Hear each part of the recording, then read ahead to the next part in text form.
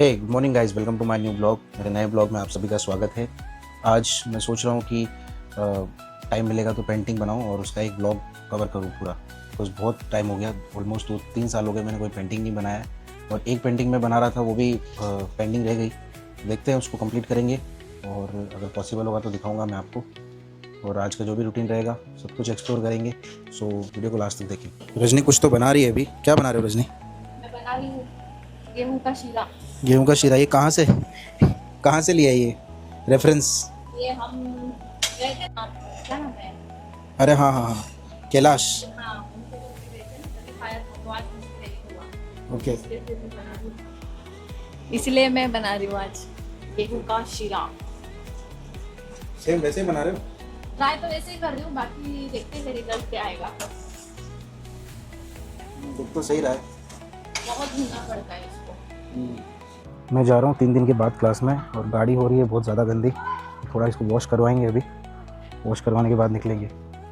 सो आप comment section में बताइए मेरी गाड़ी का लुक कैसा लग रहा है और किन किन को राइडिंग करना पसंद है।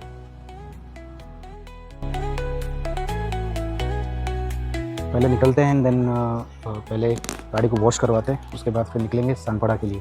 सो वहाँ देखते हैं, फिर आज मार्केटिंग का कुछ स्ट्रेटेजी वगैरह कुछ बनाना है, because most of the student गाँव गए हुए हैं। तो देखते हैं, लेट्स सी। मेरे ये मोटो ब्लॉगिंग के वीडियोस आपको कैसे लग रहे हैं प्लीज़ कमेंट सेक्शन में बताइए।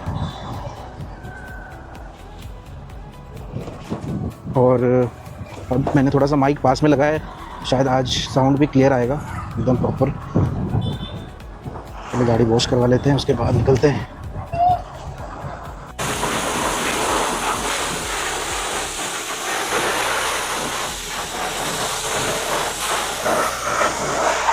सामने लाने का गाड़ी तो हो गया है धुल के, अभी हम निकलते हैं डायरेक्टली यहाँ से।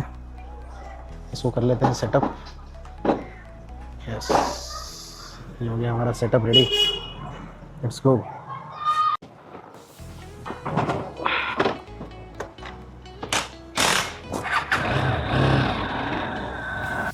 घर के बाहर ही शॉप वाला था, तो वहाँ से गाड़ी वॉश करवाई। एंड काफ़ी दिन से गाड़ी खड़ी थी, 3 दिन तो मैं खुद नहीं गया हूँ। तो गाड़ी वॉश करवाया एंड देन उसके बाद अभी निकल रहे हैं। सो और सबसे मेन चीज़ क्या है, अभी जो हमने चैलेंज किया, फूड चैलेंज, वो हमें शूट करने में तो मज़ा आया ही, लेकिन साथ साथ में वीडियो भी उतना अच्छा बना। तो इनडायरेक्टली मेरा एक ही एक्सपीरियंस है यूट्यूब को लेके कि जितना हम उसमें इंटरेस्ट दिखाएंगे और जितना इंटरेस्ट के साथ हम नेचुरली वीडियो बनाएंगे, कम स्क्रिप्टेड होके, तो उतना वीडियो में जान डलेगी और क्वालिटी आएगी। तो हमने कुछ सोच समझ के वो वीडियो नहीं बनाया था, बट वो ज़बरदस्त निकल के आया।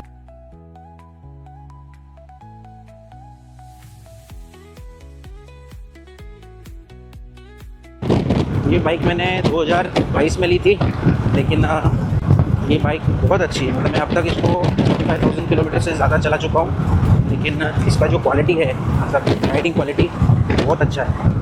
आप भी होंडा CB200X की तरफ जा सकते हैं अगर आप कोई एडवेंचर सेगमेंट में गाड़ी ढूंढ रहे हैं और आपको एक अच्छा राइडिंग एक्सपीरियंस लेना है, तो आप होंडा CB200X ले सकते हैं। और उसमें बाकी बाहर से वो उसका जो सेटअप है, सेट टॉप बॉक्स वगैरह, टॉप बॉक्स आप बिठा सकते हैं बाहर से, और गार्ड वगैरह, जिससे बाइक की भी सेफ्टी रहेगी और आपकी भी सेफ्टी रहेगी। तो मुझे तो एवरेज के मामले में भी ये गाड़ी बहुत अच्छी लगी।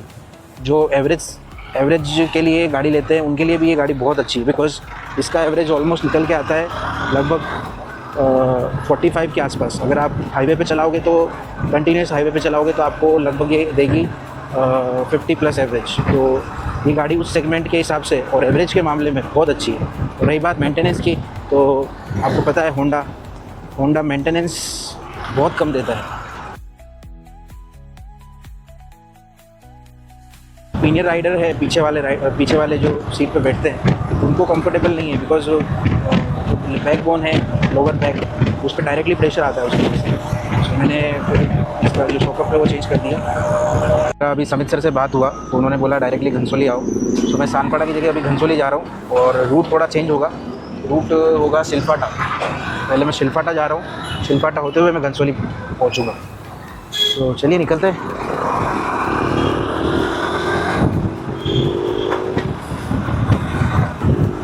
इस रूट पे ट्रक वगैरह बहुत ज़्यादा रहते हैं, मतलब एक्सीडेंट होने के चांसेस भी बहुत ज़्यादा है। हमारे ही फ्लोर पे एक जन को ट्रक ने टक्कर मार दी थी, तो उनका बोन का सर्जरी हुआ, बैक बोन उनका फ्रैक्चर हुआ था। तो इस तरीके के हाईवेज़ पे चलाना थोड़ा रिस्की होता है। तो आप सब भी थोड़ा ध्यान से चलाइए अगर कहीं पे हाईवे पे जाते हो, और हेलमेट हमेशा वेयर करें। मैं 1 से 1.5 किलोमीटर भी अगर जाता हूँ तो मैं हमेशा हेलमेट कैरी करता हूँ। तो सेफ्टी प्रिकॉशन लेना बहुत ज़्यादा ज़रूरी है, सेफ्टी रखना बहुत ज़्यादा ज़रूरी है। भले आप 1-1.5 किलोमीटर भी ड्राइव करें तो आप हेलमेट पहने, और अपने जो पिलियन सीट पे है, पीछे वाली सीट पे, उनको भी हेलमेट पहना है। ये हम सोचते हैं कि हम पहनेंगे तो सब कुछ सेफ़ है, ऐसा नहीं है। अगर आपके साथ कोई आ रहा है तो उनको भी हेलमेट पहना है। ये सारे सेफ्टी प्रिकॉशन लेना ज़रूरी है जब आप 2 व्हीलर से राइड कर रहे हो। अभी पीएम नरेंद्र मोदी जी ने कहा कि आप वर्क फ्रॉम होम करिए, बाहर नहीं निकलिए, अपने प्राइवेट साधन से आप ट्रैवल मत करिए, पब्लिक ट्रांसपोर्ट से ट्रैवल करें।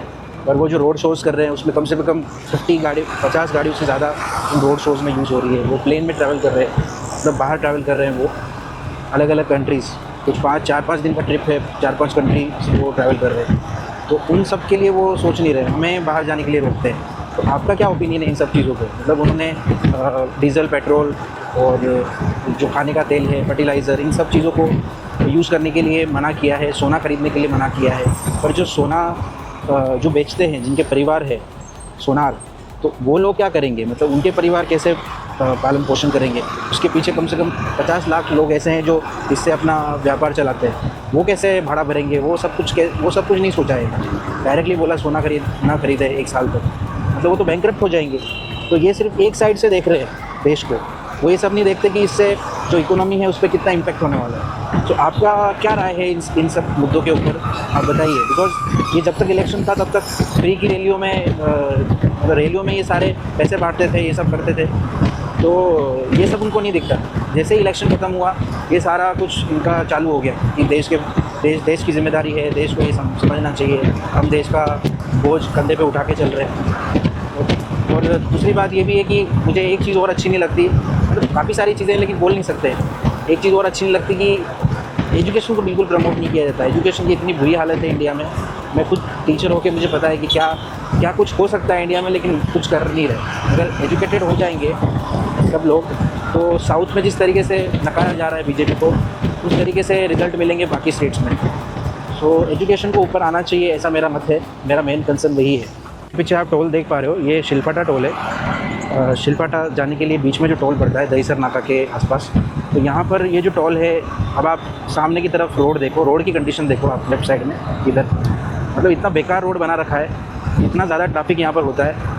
यहाँ से लेके ऑलमोस्ट वीरा भाईंदर तक, मतलब फाउंटेन रोड, वहाँ तक रोड की कंडीशन बहुत बेकार है, लेकिन इनको टोल बराबर वसूलना है। मतलब ये सारी चीज़ें ऐसी है कि हमसे भर के टैक्स लिया जा रहा है, रोड टैक्स, टोल टैक्स, काफ़ी सारे, मतलब गाड़ियों के ऊपर आपको पता है कि कितने सारे टैक्स लगते हैं, लेकिन एट द एंड मिलता क्या है?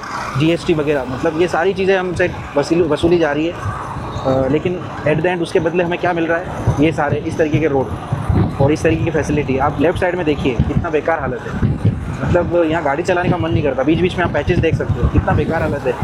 हर राउंड में यहाँ पर टोल देना पड़ता है। मतलब इन सब चीज़ों के लिए लोगों को आवाज़ उठानी चाहिए।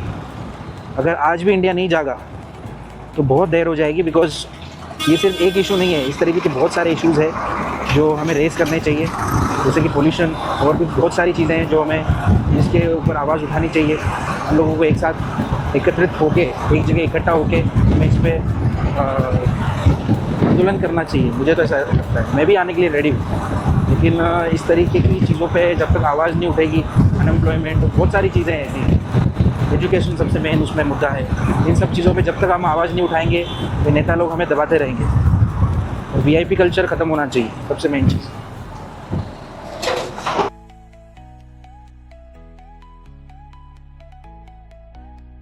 हमने क्लास ओपन किया था 2023 में, उसके बाद 3 साल हमने क्लास चलाया। जैसे कि आप सामने देख सकते हैं, विद्याभूषण ट्यूटोरियल के नाम से वहाँ पे, और इसका रेंट इतना ज़्यादा था कि फिर हमें ये क्लास डिसकंटिन्यू करना पड़ा।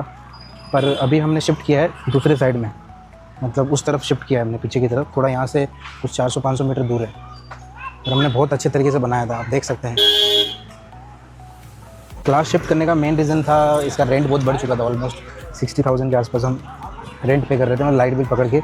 सो इतना फ़ीस कलेक्ट नहीं हो रहा था, तो हमने थोड़ा सा कम रेंट में उस तरफ क्लास शिफ्ट किया है, उस तरफ, और हमारा क्लास इस तरफ था। सो ये डिसीजन हमने सोच समझ के लिया, बिकॉज़ रेंट जाने के बाद हमें भी कुछ बचना चाहिए, बट हमें बचा नहीं। 3 साल हमने ऑलमोस्ट 18 लाख के आसपास रेंट पे किया, उसमें फ़ीस कलेक्ट हुई और बाकी टीचर्स को भी पैसा गया कम से कम 15 लाख के आसपास। तो जितना फ़ीस में हमने कमाया वो सारा कुछ रेंट में चला गया, और पेमेंट है उन सब में ये सारा पैसा चला गया। सो हमने डिसाइड किया कि हम क्लास इधर क्लोज़ करके दूसरी जगह ओपन करेंगे, बट हमें पता है कि हम किस तरीके की क्वालिटीज़ बच्चों को दे रहे हैं। क्रेडिट कोचिंग हम बच्चों को प्रोवाइड कर रहे हैं USA से कुछ सॉफ्टवेयर इंपोर्ट करके। सो ये सारी चीज़ें हम दे रहे हैं, बट पेरेंट्स को अभी तक एजुकेशन की वैल्यू नहीं पता है यहाँ पर। स्पेशली इंडिया में कुछ ऐसी जगह भी है जहाँ पर पेरेंट्स को ये सब समझाना पड़ता है कि बच्चों के फ्यूचर के लिए एजुकेशन क्यों इंपॉर्टेंट है। मैं क्लासेस से घर आया, खाना खाया और अभी जा रहा हूँ रेस्ट करने के लिए।